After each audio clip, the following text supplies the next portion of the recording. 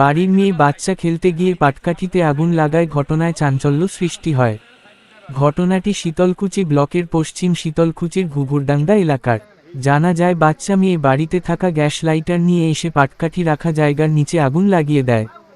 সেই আগুন লাগার সঙ্গে সঙ্গে দাউদাউ করে আগুন জ্বলতে থাকে এবং বাড়িতে থাকা লোকজনের নজরে আসে এবং চিৎকার চেঁচামেচি শুরু করে। ওই সময় এলাকার প্রতিবেশী লোকজন চিৎকার চেঁচামেচি শুনে দৌড়ে এসে আগুন নেভানোর কাজ শুরু করেন। খবর পেয়ে ঘটনাস্থলে ছুটে আসেন শীতলকুচির দমকল বাহিনীর একটি ইঞ্জিন।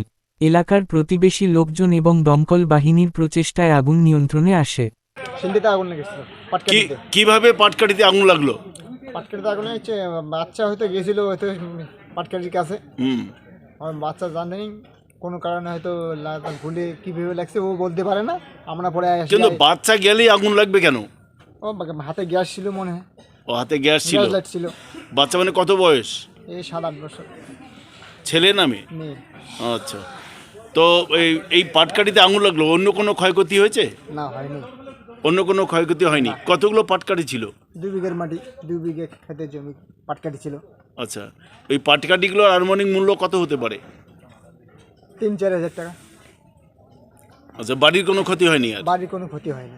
যে ঘরের পাশে ছিল কোনো ক্ষতি, ঘরের কোনো ক্ষতি হয়নি। আচ্ছা আচ্ছা, মানে পাটকাঠিটার মধ্যেই ছিল আগুনটা? হ্যাঁ, পাটকাঠি মানে লোকজন ছুটে এসে সেটা নিয়ে মোটামুটি নিভে দিয়েছে। আচ্ছা, এই দমকলে এসে কি করলো? একটু অল্প সবাই কিছু ছিল, ওরা বাকিটা এসে ওরা নিভেছে।